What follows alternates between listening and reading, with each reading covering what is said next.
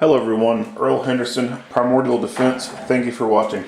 Today's video is going to be a slight review on Lieutenant Colonel Dave Grossman and some of his work. So Lieutenant Colonel Dave Grossman was a psychology professor at West Point, went through Ranger School. He is probably one of the leading experts on human aggression and the psychology of combat. He's retired from the military. He's been retired since late 90s. He's currently owner, director, whatever, of Killology Research Group or Warrior Science Group. He has several books out.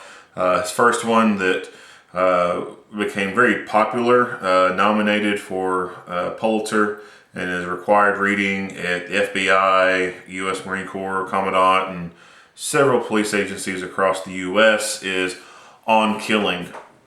He's also come out with some other books on combat, warrior mindset. He even has a audio, I wouldn't say it's an audio book, but it is an audio segment called The Bulletproof Mind. And these have become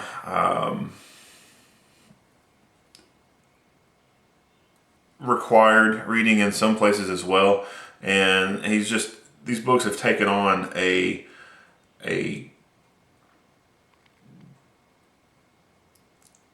textbook example of a person's mindset in a violent force encounter. So On Killing, this book, I don't know when he had it come out. Probably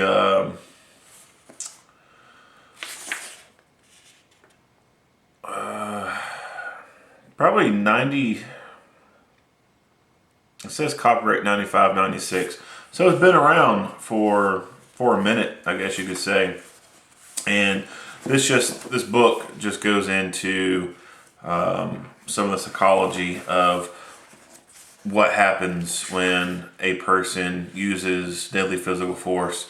So some of your chapters in here, fight or flight, posture, submit, that goes into what the brain goes through when it comes across a violent stimulus. You're either going to fight, you're going to run away, you're going to posture, you're going to act like you're going to fight, or you're just going to give in to that person. Non-fires throughout history. So he goes back and he looks at research from previous wars, and some of this previous research indicates that there's a lot of soldiers who never fired at people when they should have. And this leads into how training changed. So way back in the day, the military, for rifle training, they just had people shoot at bullseye targets. And after they seen that there was so many percentage of soldiers just not shooting their guns at the enemy, they changed the training, and it evolved into the little green human-shaped soldier that they shoot at, and it knocks down, and you get a stimulus response with that. And since that has been incorporated, the firing rate among soldiers against enemies has increased. Why some people in this other chapter, why can't Johnny kill, goes into that, and it goes into the psychology of it. Other chapters in here are sections: nature of psychiatric casualties, the psychology price of war, rain of fire, weight of exhaustion, mud and guilt and horror, wind of hate, will of fortitude, burden of killing. It's several chapters in here with different sections. Section 3, killing and physical distance. From a distance, you don't look anything like a friend. An anatomy of a killing. The killing response stages. What is the stages that a person goes through after doing it.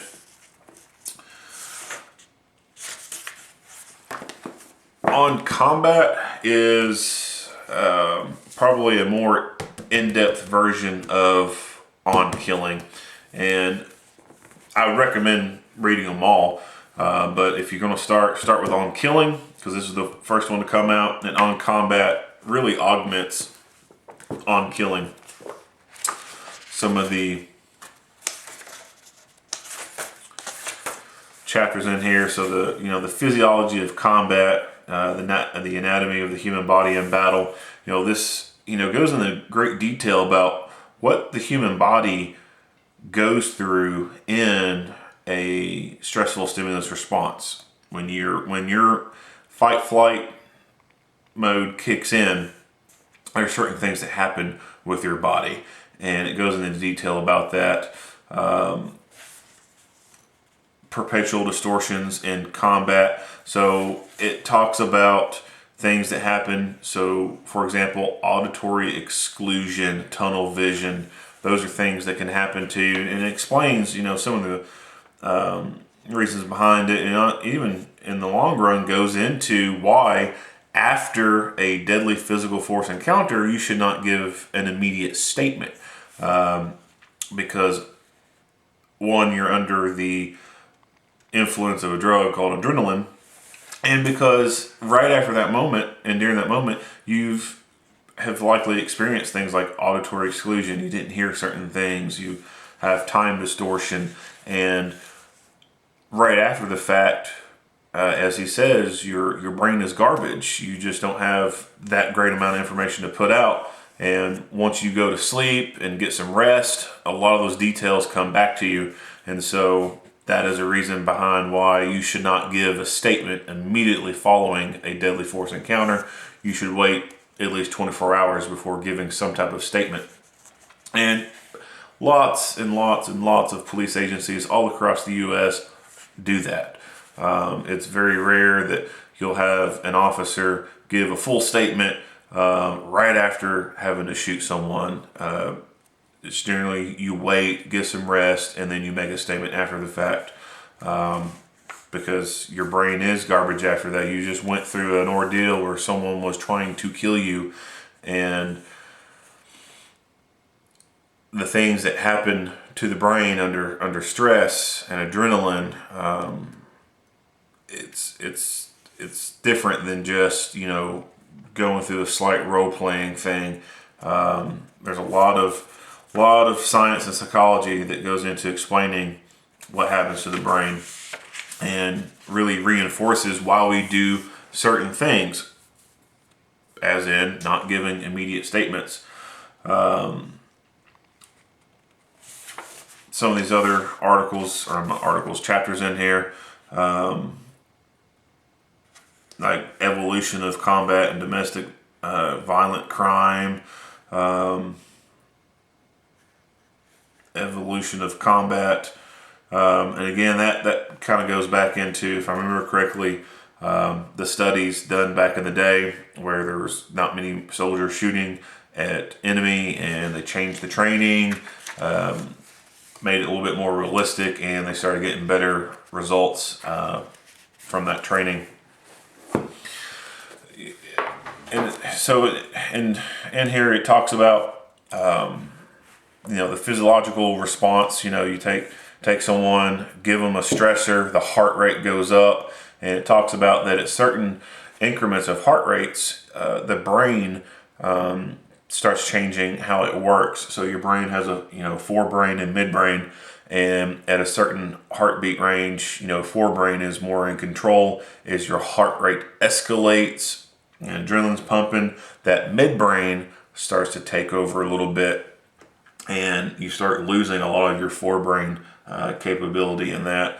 And it talks about stress inoculation, so you're putting yourself through realistic, reality-based training scenarios to basically inoculate yourself to that stress. That way, when that real stress happens, it's not like it's the first time that kind of stress has been introduced to you, so your heart rate's not going to be going that high, and you're not going to get to I believe it was the blackout zone, where you just lose all forebrain capability and midbrain just takes over.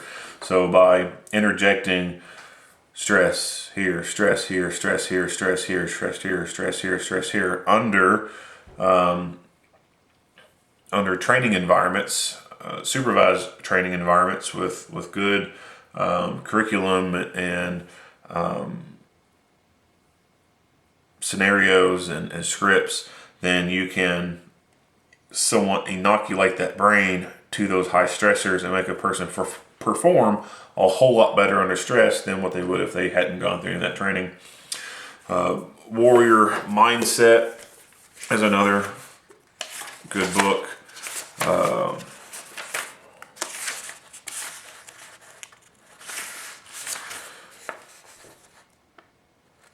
Physical conditioning and mental toughness. Talks about arousal and mental toughness, stress, fear, mental toughness, concentration skills and mental toughness, tactical performance, imagery and mental toughness, tactical self-talk and mental toughness, negative thought stopping and mental toughness, tactical muscle relaxation instructions, number, grid, and concentration tasks, or just some of the things that are in this book. One way that that he talks about in here, that you can help to actually reduce your heart rate, is a breathing technique, tactical breathing. You breathe in for a 5-second count, hold your breath for a 5-second count, breathe out during a 5-second count, hold for a 5-second count, and repeat. And by controlling your breathing like that, you can actually cause your heart rate to drop a little bit. Bulletproof Mind, just more psychology stuff. This was a multi-disc set. I can't remember how many discs are in there. So you get 1, 2, 3, 4. You get 5 discs in there, and I forget the total runtime, how long these last. But it goes into, it's on the back right here. So the 6 discs in there, the hidden truth about lethal combat, how the body responds to combat, part 1, how the body responds to combat, part 2, the bulletproof mind, terrorism and school violence, and who is teaching our kids to kill. And they're all mostly about an hour long. I used to be a smoker, smoking cigarettes, and the mindset stuff in here, the psychology stuff in there is really what led me to stop smoking. So in one of his, I believe it's the Bulletproof Mind series, he talks about people carry guns to protect themselves, to keep them from dying prematurely, but people smoke cigarettes and slowly kill themselves. And that really dug in to my brain, and went deep. Which before that I had been thinking, maybe I should, quit smoking, at work, going upstairs or something like that. And I would feel a little bit out of breath, what have you. And then just the fact that, whenever I woke up, I felt like I, had to have a cigarette, couldn't get through the day without a cigarette. So I'd already had some of that slight thinking that, maybe I should do something about the smoking. But when I listened to that, and, you talked about basically the hypocrisy of carrying a gun to keep yourself alive from dying prematurely, but you smoke cigarettes and slowly kill yourself, it really hit hard. And it was probably the catalyst for me to stop smoking. And right after, I wouldn't say exactly right after that, but after listening to that, I remember the day that I decided to quit smoking, I went to the gas station, got fuel, coffee, and was taking off, and I got going down the road, and I reached over for cigarettes, and I grabbed a cigarette pack and only had like maybe 5 in there. And I said out loud, like, oh man, I gotta go back. And it just clicked in my head, and I said, you're fucking stupid. And thinking to myself, you got it so bad that you have to stop what you're doing, turn around, and go get a pack of cigarettes. Like the world's going to end. And I told myself right there, you know what? I'm done. And I said, I'll smoke these last 5 cigarettes, and that'll be it. So I went through and smoked those last 5 cigarettes. I was on that last cigarette, sitting there, lit it, smoking it, and I just remember sitting there thinking, all right, I'm quitting. If I go back and I buy another pack of cigarettes and I start smoking again, I'm just a little bitch. And I took that last draw and I remember flicking that cigarette, and it was at nighttime. I remember flicking it and watching the ember twirl and it hit the ground. You know, when it hits the ground, you can sometimes kind of see the little, not sparks, but little, pieces of embers come off of it. And I remember blowing that smoke out and saying again in my head, if you go back to smoking cigarettes again and get into this cycle of quitting, smoking, picking up smoking again, quitting, like I've seen so many people do, I just remember saying in my head, if you do that, you're a little bitch. Mindset is a really powerful thing, and these books go into a little bit about fighting mindset, but they really go into what your brain is doing, things that you can expect to be happening to you. So if you go through a deadly force encounter, it talks about in there that you may have uncontrollable bowel movements, and it talks about through hundreds of years of evolution, organisms have learned that if there is or animals have learned that if there is a cut to the stomach and the bowel releases contents into the stomach, you're probably going to die. And so over years and years and years and years and years of evolution, animals have evolved to, in fight-flight modes, when they're about to die, or the prospect of possibly dying, they empty their bowels. And the reason being behind that is if the bowel is empty and the stomach gets cut, then there's no excrement to spill out into the stomach and cause infection and die, which is interesting. And so for you may have that one person out there who was in a deadly physical force encounter and they had no control over what their body was doing, and their body decided to jettison some poop. And for someone who wouldn't know that that's a normal thing, they could be having a lot of mental anguish, something that they're highly embarrassed about, and just beating themselves up and having a lot of self negative thoughts. Oh man, I'm a weakling. I'm a bitch. God, I pooped my pants. Blah blah blah. Well, science shows that's a normal thing.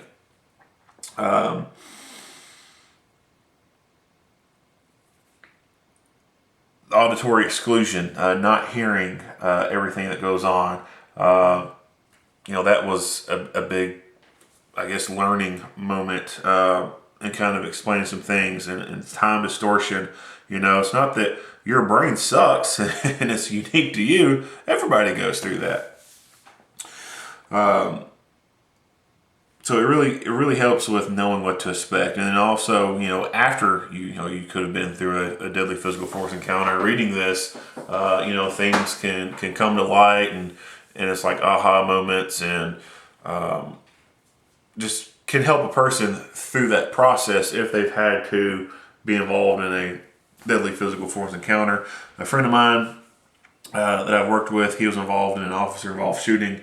And I knew right away that, hey, he's just had to do something that nobody wants to do. And I went ahead and let him borrow the Bulletproof Mind set there in the book. Because I knew that from a psychological standpoint, he may be, he may be, doubting himself or questioning certain things. Just having read the books and everything and all that, I knew that, he might have some questions that, he would want some kind of answering to, and let him borrow it, and, it kind of brought some things to perspective for him and helped him out with it.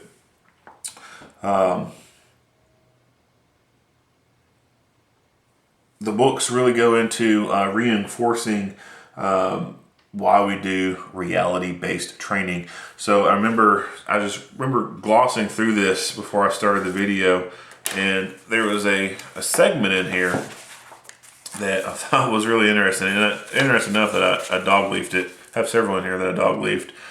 But whatever is drilled in during training comes out the other end in combat, no more, no less. And it talks about in here what you do repeatedly under stress, you're ingraining in you.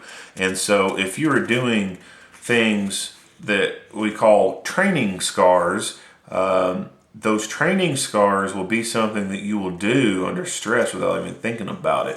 So, for example, it talks about, I believe he goes in there and talks about, I think it's called the Newhall massacre in California.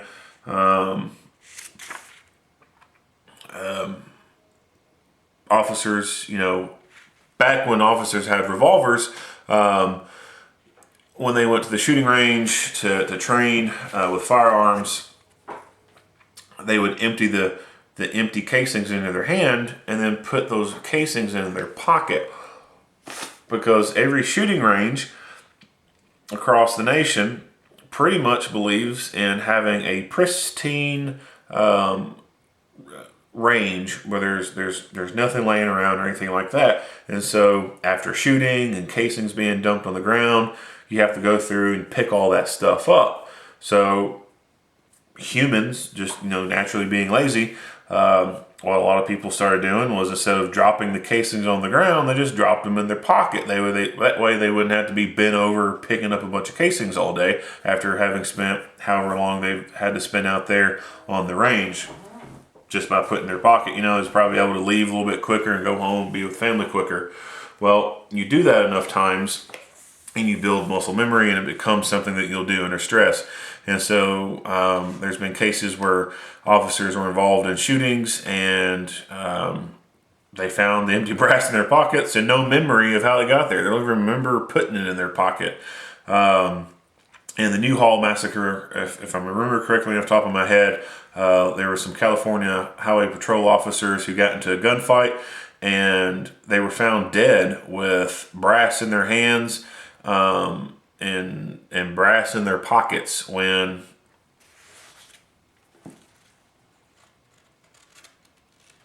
you think about that,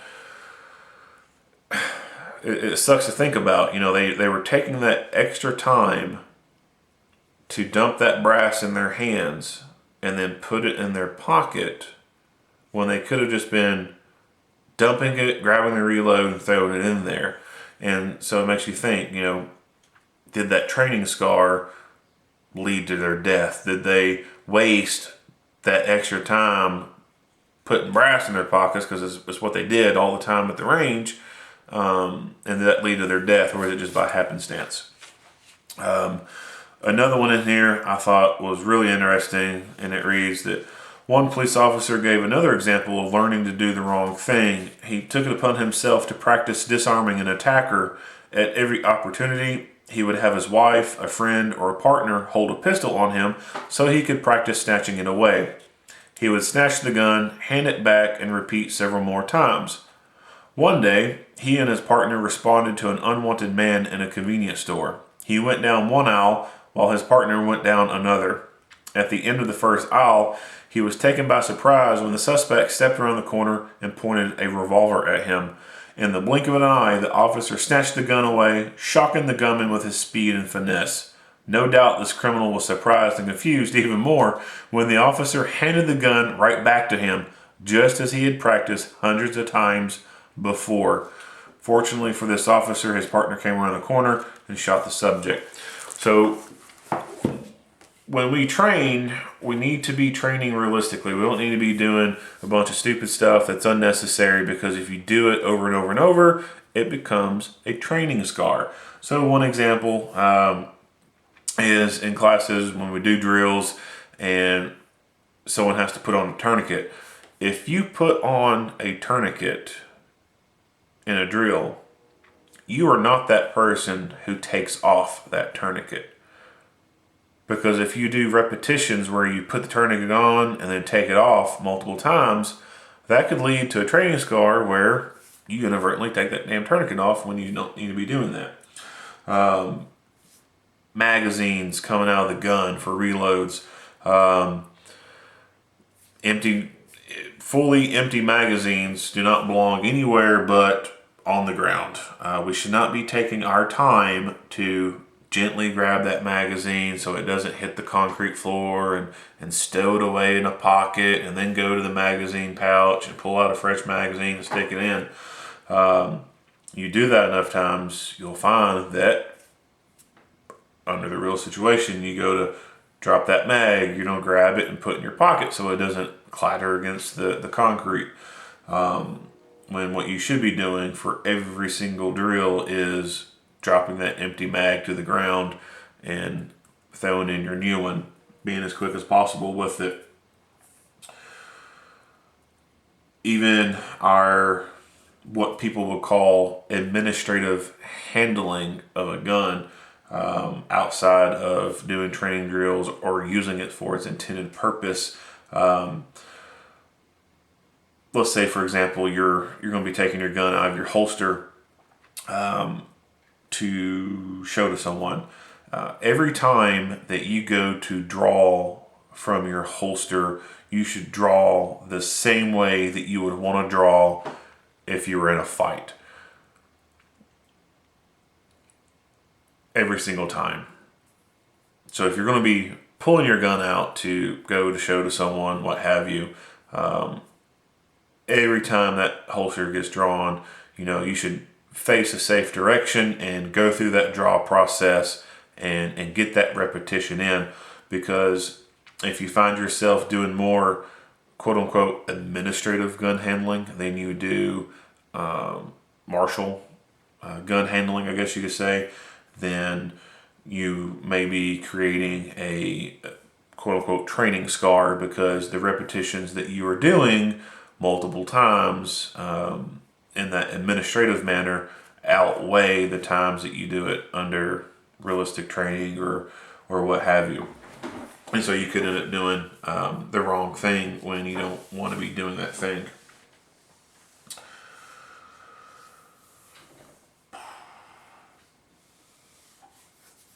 When we look at the brain, and I talked about this earlier about forebrain versus midbrain. Forebrain is what makes us us. It is what has given us Mozart and Leonardo da Vinci and music artists and the greatest paintings, magicians, everything, whatever. All that stuff comes from the forebrain, human language. What makes us human is our forebrain. Our midbrain is really our old brain before we evolved to Homo sapien. It is monkey brain, puppy brain, animal brain, what have you. It is not capable of drawing a nice little sunset on the beach and add a little bird here. It's not capable of doing that. It's very raw. It's very, very visceral. And so when I teach people, I'm not teaching their forebrain. I am teaching their midbrain, and that is the hardest brain to teach, because midbrain doesn't talk like the forebrain does.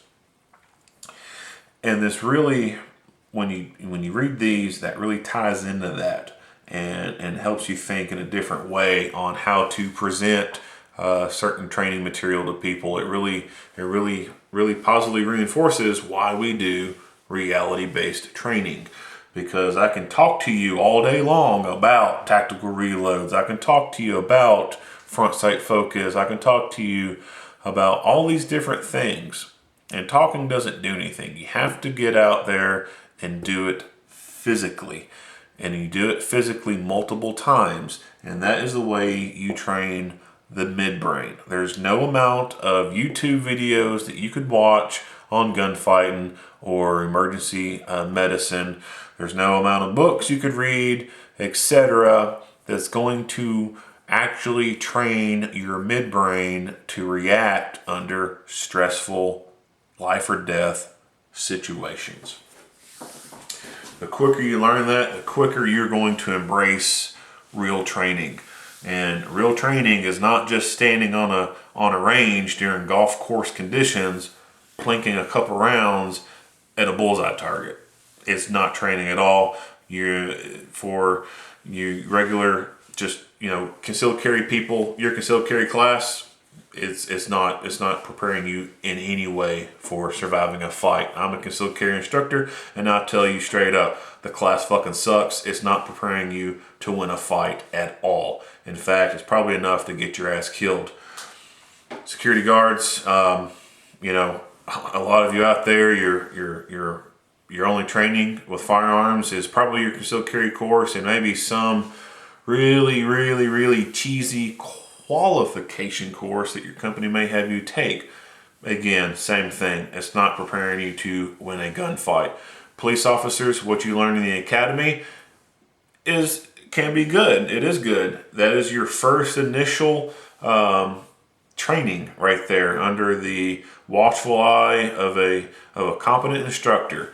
Probably the best firearms training a lot of police officers are going to get is when they go to the academy and they learn all this fighting stuff fresh.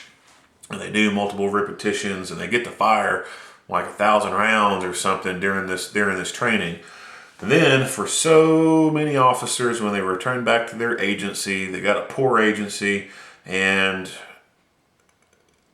they qualify once a year at the range and they fire maybe 50 to 100 rounds, and they're not all of them, but a lot of them, they're just not being able to go back and practice in depth what they initially learned. And so when you don't get to practice what you've been trained, then you can lose it.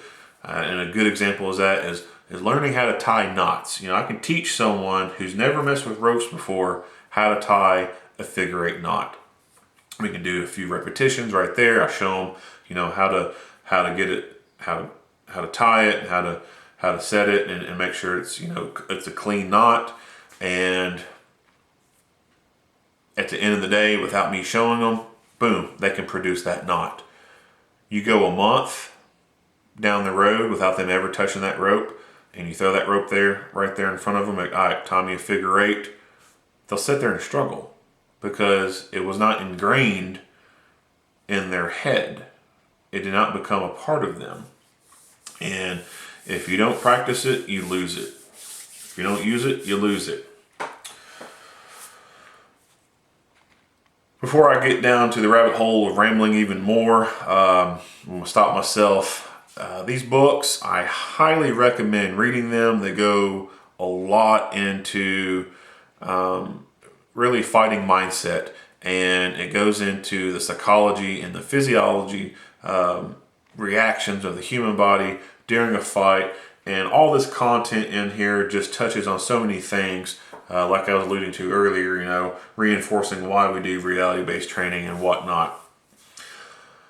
You can also go to his website. I believe it is warriorsciencegroup.com.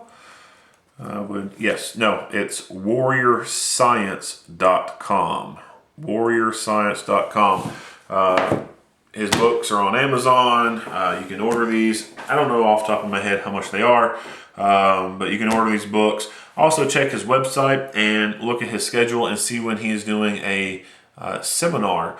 Going to him and watching one of his seminars is of great value. You get to ask him questions and get a really good look at what happens with the human brain and the body in violent confrontations. And I can tell you that if you sit front row and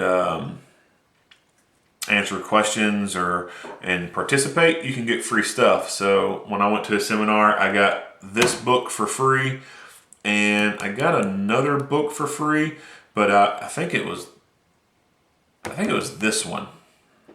It might have been I got for free, which I already had it, so I ended up giving it away to a buddy of mine who came there. But I just can't say enough that this is stuff that you need to be reading to get your mindset where it needs to be, so that when the fight comes, you're better prepared. Earl Henderson, Primordial Defense. Thank you for watching.